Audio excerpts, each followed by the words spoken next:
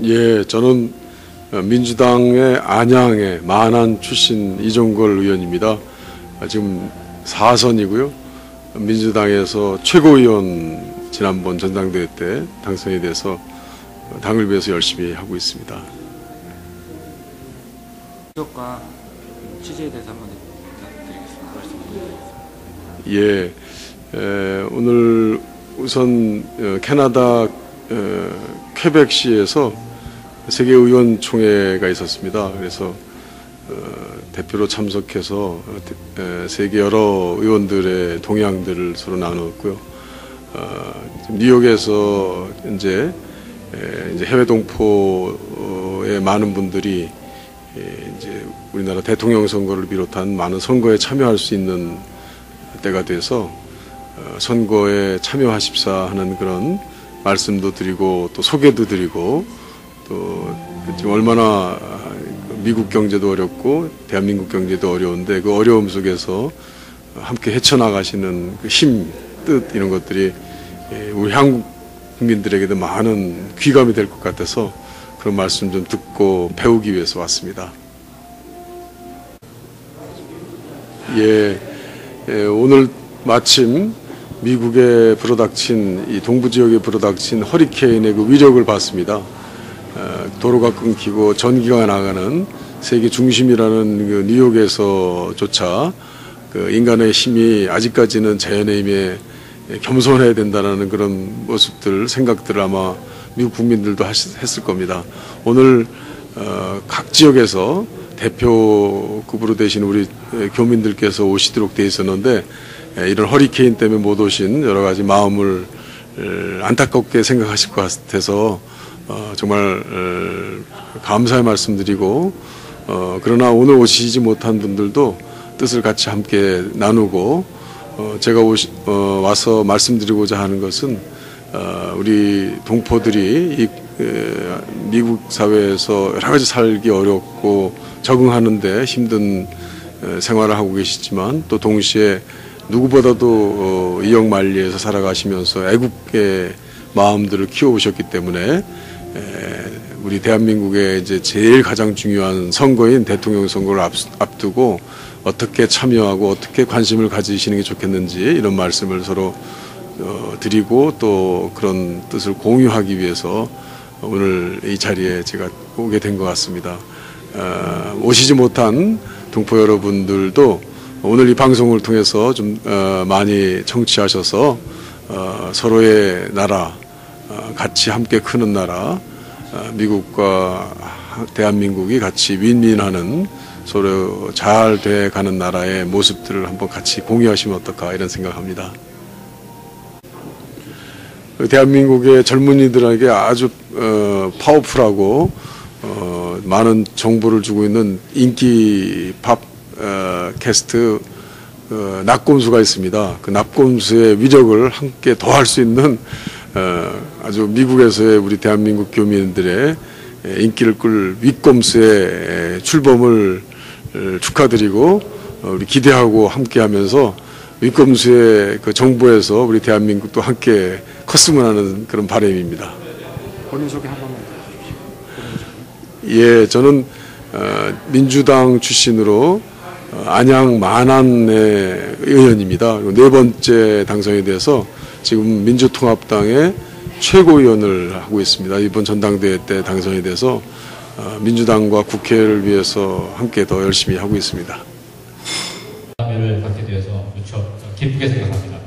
공식적인 행사에 앞서서 먼저 오늘 이 자리를 환영해 주는 의미에서 우리 강은주 선생님의 국악 전통 무용을 잠시 감상하시겠습니다. 여러분 큰 박수로 강은주 선생님의 태평무를 환영해 주십시오.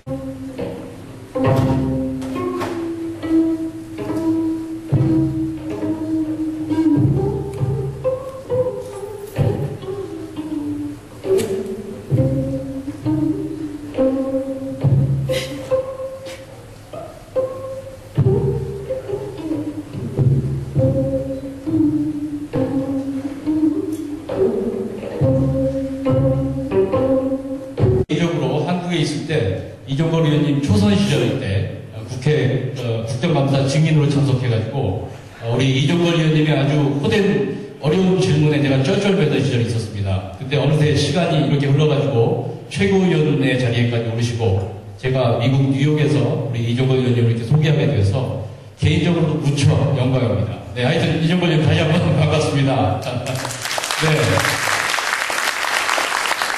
오늘 순서는 이렇게 하겠습니다. 먼저 국민의회에 이어서 그리고 나는 자랑스러운 태극기야. 자유롭고 정의로운 대한민국의 무궁한 영광을 충성을 다할 것을 굳게 다짐합니다. 행사가 있겠습니다. 여러분 힘찬 박수로 맞아주시기 바랍니다.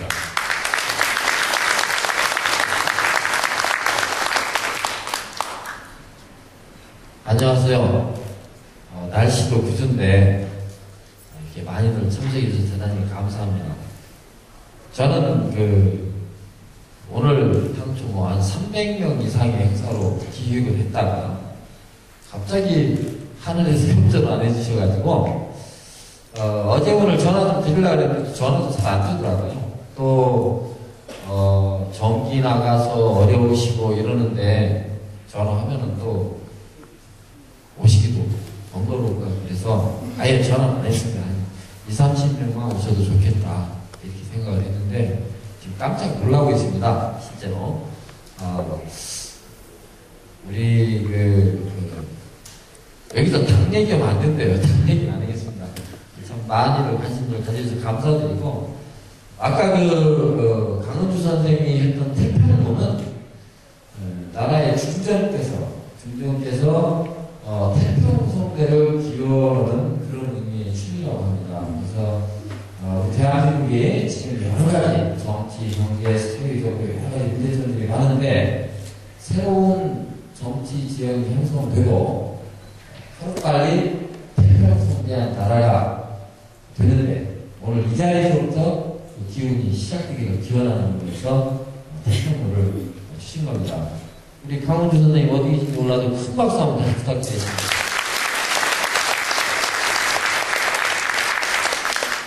사실은 한명숙 총리하고 전 총리하고 김성근 의원께서 김성근 의원은 현재 민주통합당 제1선거대책위원회 위원장이고 한명숙 전 총리는 명예위원장이십니다. 그래서 근데 그것 때문에 온 건 아니고 아르헨티나 수교 50주년 기념으로 거기에 참석하셨다가 돌아오시는 길에 뉴욕을 방문하시게 됐고 마침에 뉴욕의 미주의 각 지역 본부장들이 전부 그럼 뉴욕에 모여서 같이 인사 한번 나누자 이런 취지에서 LA, 시카고, 샌루이스, 휴스턴, 워싱턴 각지에서 전부 오기로 했었는데 비행기가 전부 캔슬됐습니다. 그분들 못 와서 아쉬운 마음 전하고 그리고 아침에 한명숙 총리하고 통화를 했습니다만은 약속을 드리고 못 오신 데 대해서 뉴욕 동포 여러분에게 죄송스럽다는 그 말씀 꼭 전해달라는 당부 말씀이 계셨습니다. 그럼에도 불구하고 우리 민주통합당의 최고위원이시고 사선 의원이시고 현재 경기도 안양시 마란구에서 지역구 의원이신 우리 이종걸 최고위원께서 그렇다면은 꼭 뉴욕 동포들을 뵙고 가겠더라고 지금 며칠째 불 꺼진 전기 나가서 불 꺼진 그 호텔에서 오늘 이 시간을 기다렸습니다. 대단히 감사하다는 박수 먼저 한번 드리겠습니다. 그리고 무엇보다도 집에 물 찼을 것이고 길도 막혔을 것이고 여러 가지 어려운 가운데서도 참석해 주신 여러 어르신들, 동지 여러분 대단히 감사한 마음으로 환영의 인사를 드립니다. 여러분들 많이 모르실 거예요. 워낙 요즘 자기 PR 시대인데 본인 자랑을 잘 안 하세요. 근데 집안에 대해서 깜짝 놀랐어요, 저도. 신흥 무관학교를 설립해서 독립군을 양성하고 군자금 모금을 하고 또 항일 구국연맹 흑색 공포단 등을 조직해서 일본군 묘인 암살 일본인 시설 파괴, 이런 일들을 적극적인 항의운동을 주도하시다가 체포되고 옥사하신 순국소녀 독립운동가 우당 이휘영 선생님의 친손자되십니다. 그리고 해공 신익희 선생님께서 고모할아버지가 되세요. 우리 저 이휘영 선생님의 매제되시죠? 그렇게 알고 있고요. 그 다음에 대한민국 초대 부통령을 지내신 이시영 선생이 바로 작은 할아버지입니다.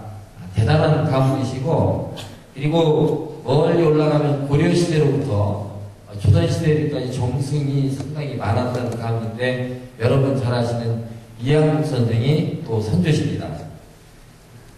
또 한 분 더 말씀드리면 국정원장을 지냈던 이종찬 원장님께서 사촌 형님 되세요.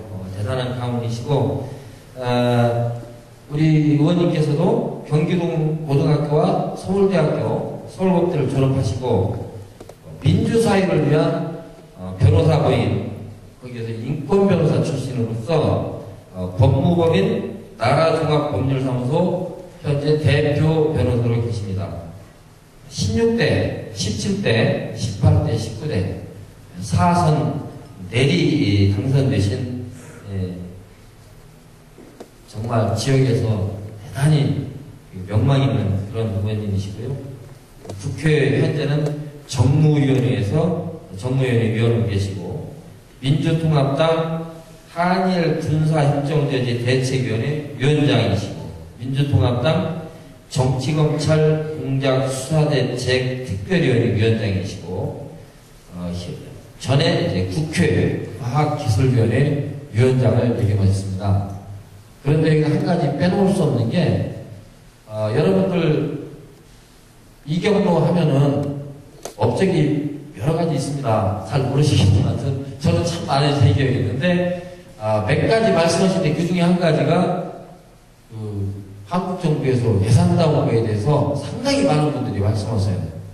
저는 그냥 가서 여러분들한테 부탁만 했던 것이고, 그 당시에 17대 국회 예산 결산 특별위원회 간사로 오셨어요. 간사로 오셔서 마지막에 이거는 돼 안 돼 그 결정은 20장이 있었는데, 우리 의종걸 우리 최고위원님께서 뉴욕의 입장, 뉴욕의 그 한인사회 이런 얘기를 충분히 들으시고, 이거는 반드시 도와야 된다 해가지고 예결위원들 다 설득해가지고 이제 우리 최고위원님 때문에 그 예산이 나왔었습니다. 그래서 우리 뉴욕 북부들은 일정 부분 다 빚진 분들입니다.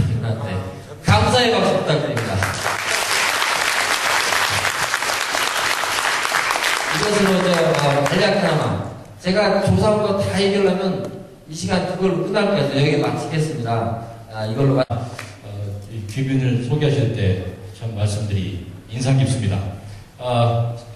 그러면 이제 오늘의 주인공이신 이종걸 의원님의 인사 말씀 듣겠는데요. 제 어렵듯한 기억에도 국정감사 때 질문은 날카로우셨으나 이후 시간은 참 겸손하시고 포근하셨던 그런 기억이 제가 개인적으로 가지고 있습니다. 네. 그럼 여러분 멀리까지 찾아와 주신 민주통합당 최고위원 이종걸 의원님의 인사 말씀 큰 박수로 청해 드리겠습니다.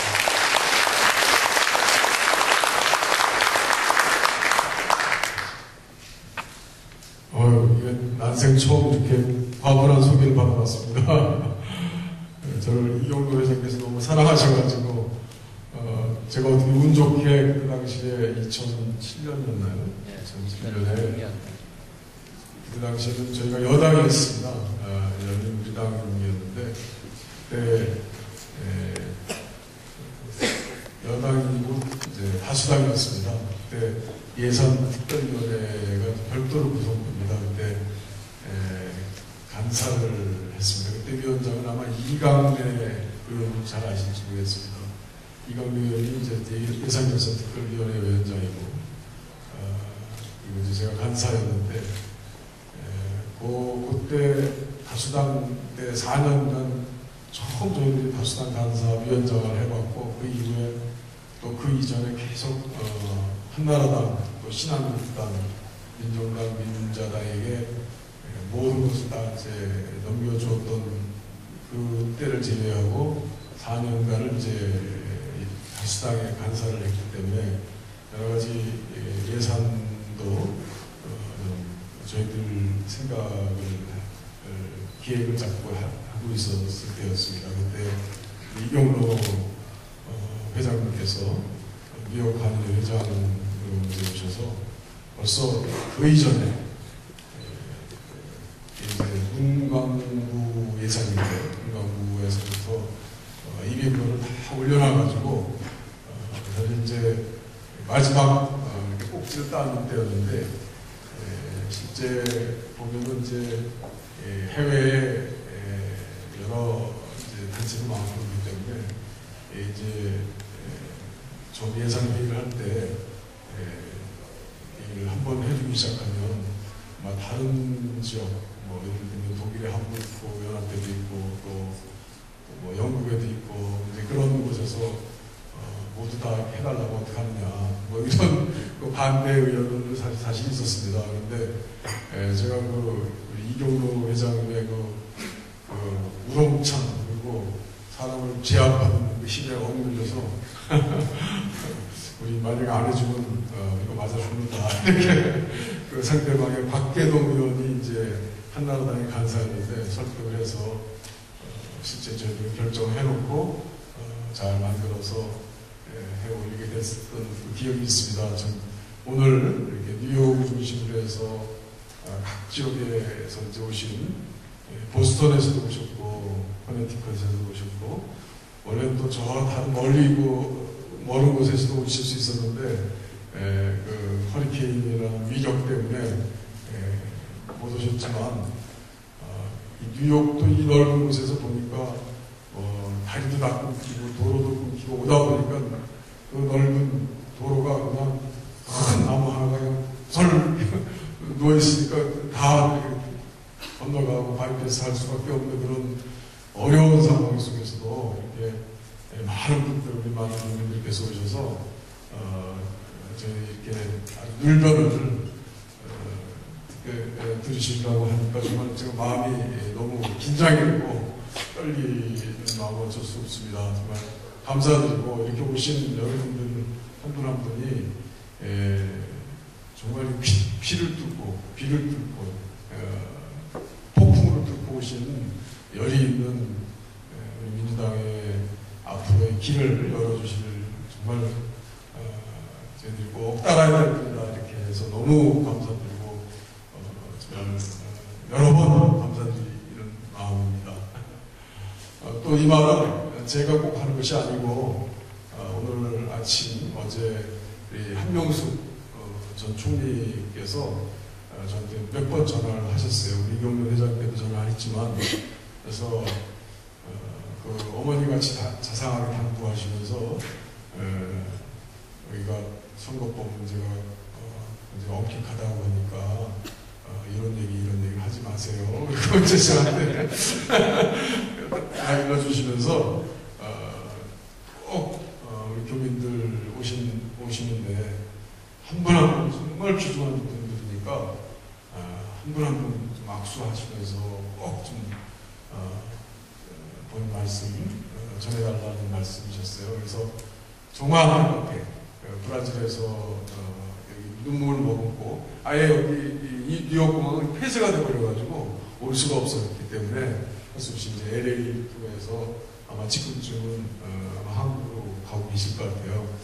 우리 저 어머니 같고 따뜻하고 그리고 노무현 대통령의 가장 우리 그 정신을 잘 살려주셨던 우리 한명숙 총리께 한번 박수 한번 보내주시면 꼭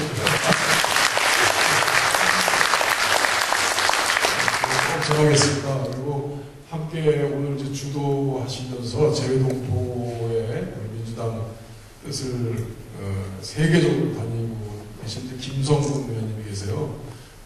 제가 경기고등학교 나왔는데 김성근 의원님은 저희 경기고등학교 4년 선배시고 그래서 제가 굉장히 좋아하는 형님이신데 오늘 또 전화하셔서 오늘 안타깝게 말씀 못 드리게 된 거 꼭 전해달라고 이렇게 하셨습니다. 그래서 근데 이렇게 아마 저는 10분이나 오실까 이렇게 어떻게 오늘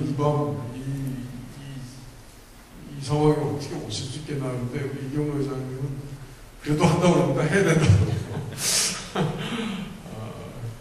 정말 이렇게 어려운 자리에 오시게 된 것 정말 제가 꼭 말씀 전하고 그리고 또 실제 이제 정권 교체를 위해서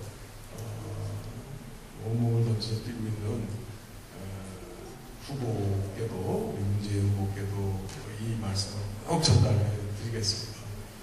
아직 많이 알려지진 않았지만 예전에 노무현 정부 시절부터 오로지 그분은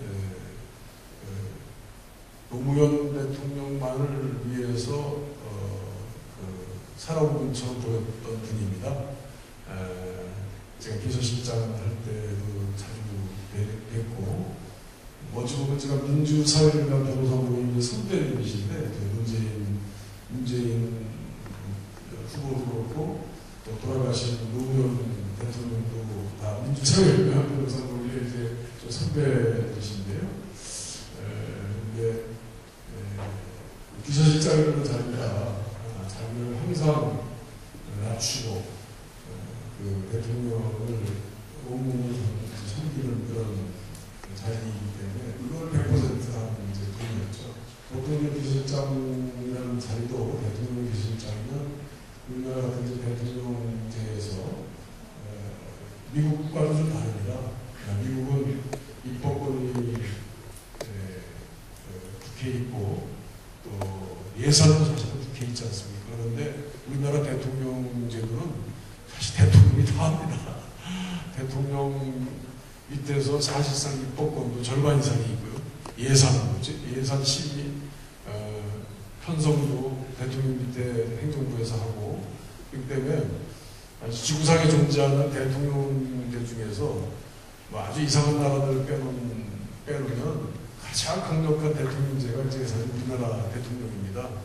그 대통령 밑에서 비서실장이다 그러면 권력이 총하다고 이렇게 일컬어졌던 자리인데 예전 그 전 대통령의 비서실장들은 그렇게 했죠. 근데 문재인 후보 그분은 그렇게 안 했습니다. 그래서 사실 저희들한테 알려지지 않았고 얼굴도 없고 이름도 없는 그런 분이었는데 이번에 이제 민주당에서 후보로 뽑게 됐어요.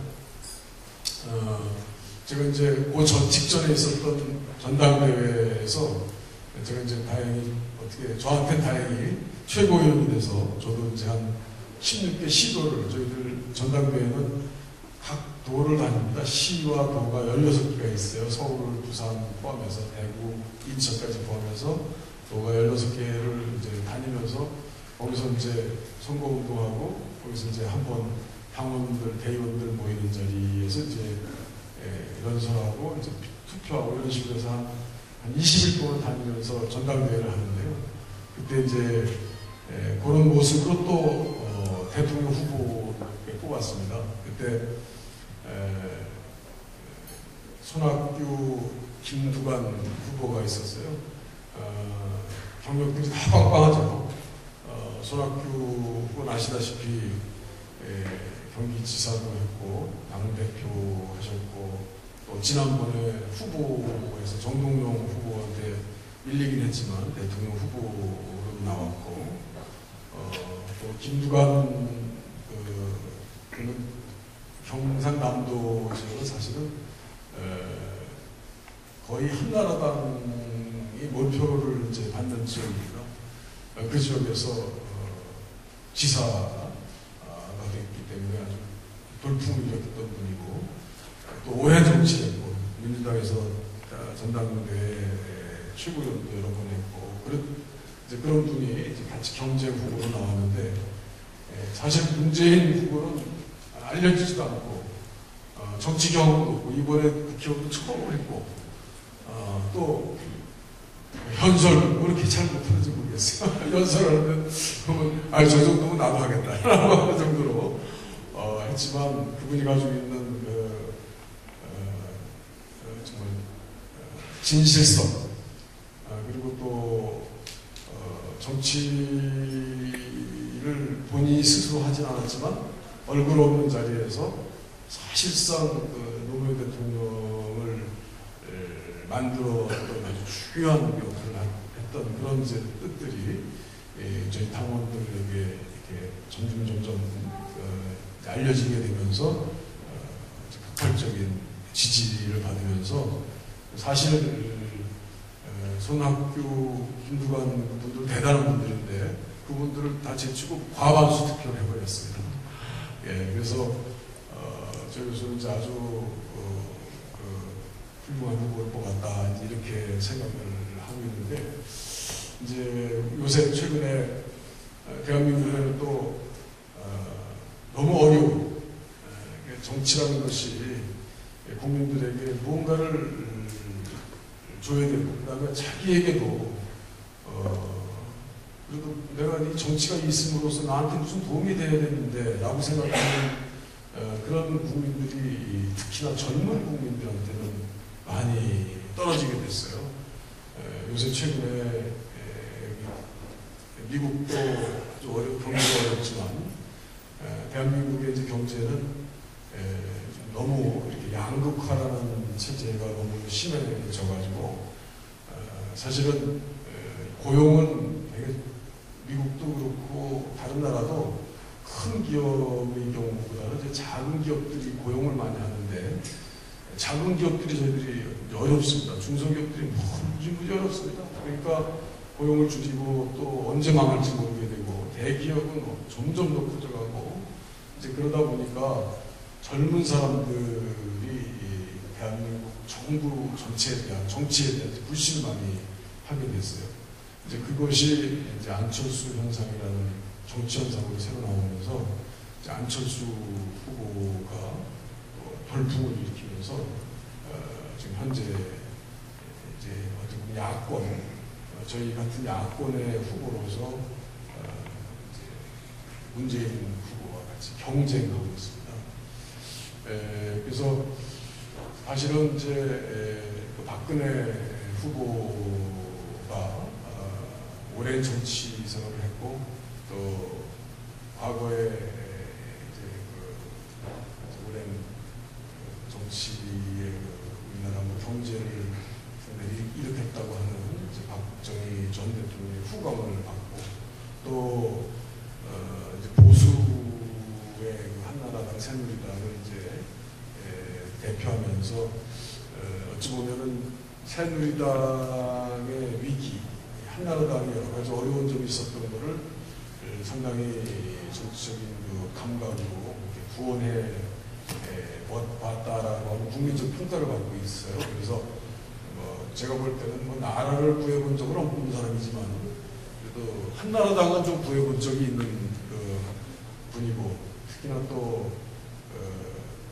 여러 가지 생긴 게 좀 곱게 생겨서 국민들한테 또 이렇게 고운 모습을 또 좋아하는 국민들이 있어서 상당 기간 동안 이제 대세로 박근혜 후보라는 분이 후보가 되기 전부터 여론조사를 해보면은 거의 다른 사람들이 추종하기 어려울 정도로 이제 1위를 달리고 있었고 문재인 후보도 후보가 되기 전에는 거의 3분의 1도 안 되는 박근혜 후보에 비해서 박근혜가 한 35 그러면 문재인은 뭐 5 내지 6 정도 그러다가 이제 민주당 경선이 이루어지고 후보가 되면서 지금은 양자 대결을 하게 되면 박근혜를 이기기도 하고 조금 지기도 하고 이런 정도까지 이제 오르게 됐습니다.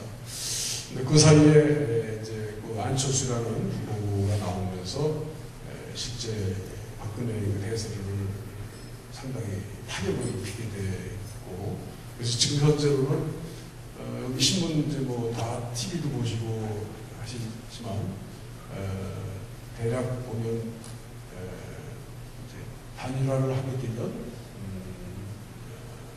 이길 찬스가 높다. 상당히 박근혜를 이긴다라는 그런 이제 평균 비교가 많이 나오는 지금 상황이고요.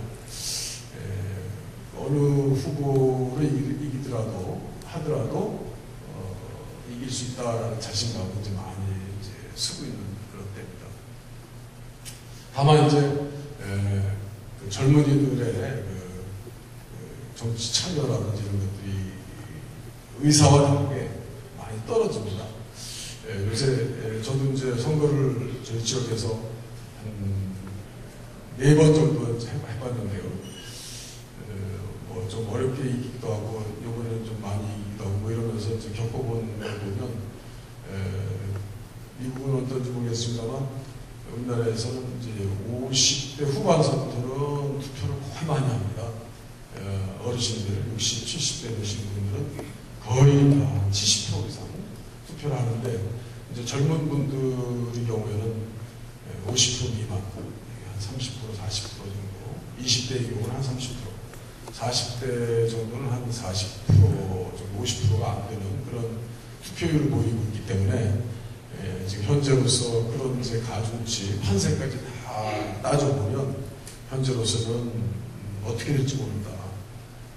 만만치 않다.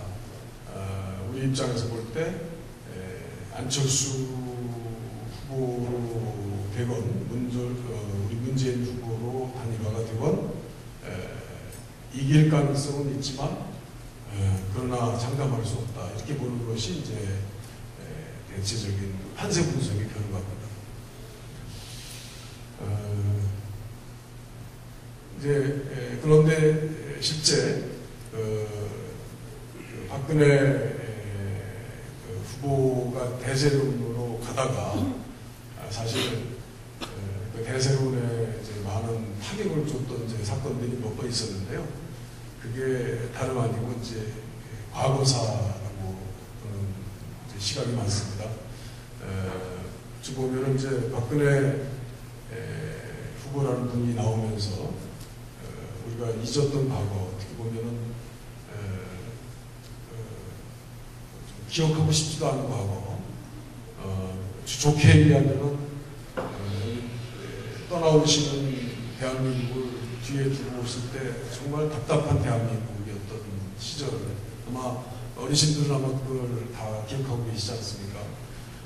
정말 험악한 독재 정권, 뭐 정말 이래서는 이 나라가 어떻게 되겠는가라고 하는 답답한 현실, 그런 현실에 이제 대한민국에서 실제 한 40년 동안 우리가 비약적으로 변화와 발전이 있었다, 이제 이렇게 생각을 하죠. 이제 정치적으로는 그래서 뭐 민주주의를 좀 이뤘다. 어찌 보면은 국민들이 피를 피고 5년 단임제라는 것이 그래도 정착이 됐다. 예전에 박정희 전 대통령 때는 이제 2번 하고 3선 할 수 없는데 3선 개헌까지 해가면서 해버렸지만, 그러나 아무리 그 체육관 대통령이었지만 전두환도 5년 하고 말고 5년 해서 지금 이제 한 4번째 계속 5년 단임제가 정착이 됐던, 이런 것만 보더라도 정권이 바뀌고 사람이 바뀌는 것만으로 봐도 이제 대한민국이 많이 바뀌었다, 이런 생각을 하게 됐는데, 그런데 이제 그 이전에 정말 우리가 기억하고도 쉽지 않은 과거에 이제 망령들이 이제 요새 많이 떠오르기 시작되게 된 거죠. 왜냐하면 어찌 보면 원치는 않았지만 대통령이 한 분 된다 그러면 우리나라가 이렇게 큰 나라는 아닙니다만 최고의 이제 권력을 갖고 나라의 운명을 좌우하는 자리이기 때문에 이제 우리나라 언론들이나 이런 분들이 또 요새 언론이 또 여기 미국의 트위터, 페이스북도 있지만 한국 정부도 많이 합니다. 페이스북, 트위터를 또 더 많이 하게 된 동기는 이명박 정부 때 네이버라든지 다음에 그 여러 사이트들이 검열을 당하고 브라인드 처리당하고 이제 이러면서 오히려 미국에 있는 유튜브라든지 미국에 있는 페이스북, 트위터가 그런 검열을 당하지 않으니까 오히려 그쪽으로 많이 하게 이제 된 그런 까닭도 있어요. 그래서 젊은이들이 이제 그런 여론이 있고요. 또 공식적인 여론, 뭐 조선일보, 동아일보 뭐 이런 그다음에 방송 한 3개 있지 않습니까? 또 요새 최근에 또 종편 방송이라고 해서 생겼습니다. 이제 조선일보에서 하는 조선 TV가 있고, 뭐 중앙일보에서 하는 뭐 JTV가 있고, 또 동아일보에서 하는 A 플러스가 있는데, 저희는 이제 그것이 옳지 못하다고 해서 그 종편을 반대했는데, 그 무릅쓰고 시작해서 지금 현재 국민들이 많이 외면하고 있죠. 그래서 뭐 시청률 0.1%, 2% 그래가지고 이제 자본 잠식이 이루어져서 이번에 새로 투자를 받지 않으면 이제 없어질 운명의 이제 방송들이 몇 개 있습니다. 그런 방송들도 워낙 많은 방송들의 이제 세력으로 형성이 돼서 실제 저희 민주당에게는 안타까운 일이지만 방송의 세력이 거의 없는 상태로 이제 가고 있는 방송 영향력의 대부분은 저쪽 새누리당이 다 차지하고 있는데 이런 형국이긴 합니다만 그러나 그래도 젊은이들의 이런 트위터나 페이스북에 이런 이제 개인 통신들이 국민들을 압박하고 오면서 실제 이제 어쩔 수 없이 박근혜 후보도 많은 검증을 받게 됐죠. 그 검증 속에 대부분의 경우는 이제 박근혜 후보가 어려서부터 어머니가 돌아간 다음 퍼스트 레이디 하던 시절부터 아버지를 보좌해서 지금까지 도대체 뭘 하는 것인지 이러다 보니까 그 박정희 대통령 시절의 과거사 검증 그래서 거의 요새 저희 대통령 선거 국면이 아직까지는 한 3, 40년 전으로 우리가 와가지고 이 대통령 선거라는 것이 미래 미국처럼 앞으로 어떻게 할 것이냐 뭐 이런 것들을 논해야 될 시기인데 아직까지는 과거로 와 있습니다.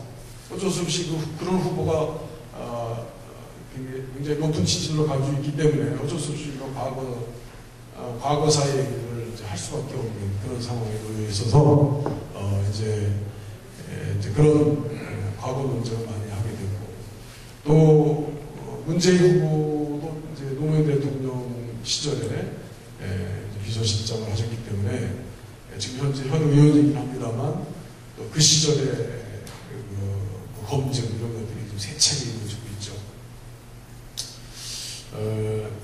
이제 제가 이제 아까 우리 윤호 회장께서 저를 개인적인 여러 걸 얘기하시면서 항일 독립운동의 이제 후회다 이렇게 좋은 말씀해 주셨는데 실제 제가 이제 어려서부터 이제 그런 분위기에서 저희 할머니가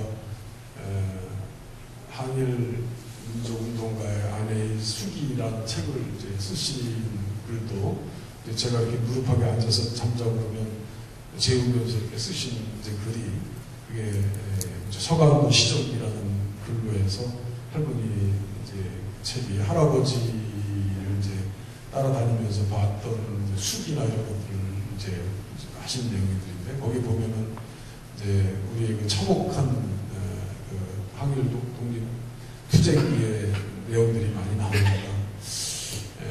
그런 사정에 비춰볼 때 박근혜 후보의 그 아버지 박정희 대통령은 이제 아마 그때도 자유롭지 못한 이제 그런 민족 반역의 시기를 겪게 되죠. 지난번 제가 국정감사 때 물어봤습니다만 최근까지 이제 국정감사 하다 왔는데요. 박정희의 그 일본 이름이 다카키 마사오인데요. 다카키 마사오가 일본 천황에게 혈서를 씁니다. 신문에 나온 글을 제가 인용하면서 물어봤죠. 천황에게 저를 만주군 군관학교로 보내주십시오. 이러면서 혈서를 쓰면서 그때 그 만주군 주변에 떠도는 그런 한국 항일운동 조선의 대한민국, 조선의 항일운동을 하는 토벌, 항일운동, 제가 이 말이 꼬이네요. 너무 이제 열받아서 하는 얘기죠. 토벌대가 돼서 제가 우리 황제께 충성하겠습니다라고 하는 그런 이제 피까지, 단지를 해서 피까지 쓰는, 혈서까지 쓰는 이제 그런 화강을 보이는 이제 청년이었죠. 그때 당시에 이제 박정희 대통령은 이제 대구사범까지 졸업을 해서 이제 좀 많은 나이에 이제 일본 육사를 들어가게 됐는데, 일본 육사에 졸업하기 전에 벌써 그런 이제 튀는 모습, 일본 천황에까지 보통 학생이 많기 때문에 생도들이라고 그러는데 그 생도들 중에 그렇게 혈서까지 써가면서 충성하는 사람 한번 생각해 보십시오. 그런 사람이 많겠습니까? 그런 정도의 튀는 행동을 통해서 이제 대표적인 충성을 해보겠다는 그런 이제 영웅심리가 있는 이제 청년이었는데, 결국 그 뜻에 따라서 이제 만주군관에 가서 많은 한국의 독립 항일운동하는 사람 때려잡고 실제 목적이 그거였으니까요. 일본군 이제 만주군 소위가 돼서 만주 그런 병력을 가지고 있었던 사람이죠. 그래서 뭐 마지막에 얼마 전에 이제 장준하 선생이 지금 또 한 번 하나의 이슈가 되고 있는데, 장준하 선생이 그때 당시 광복군으로 일본 이제 유학하던 시절에 일본 유학 벗어나서 만주에 갔었는데, 아마 그때는 아마 박정희 그 소위는 서로 총구를 겨누는 이제 원수 사이였을 것입니다. 아마 그것이 이어져서 결국 장준하 선생은 뭐 사상계라든지 이런 반정부적 잡지도 만들고 이러면서 결국은 죽임을 당하는데 의문사였어요. 지난번 참여정부 때 첫 번째 의문사 진상규명위원회에서 했던 이제 의문사였지만, 유족들이 무덤에 있는 6월까지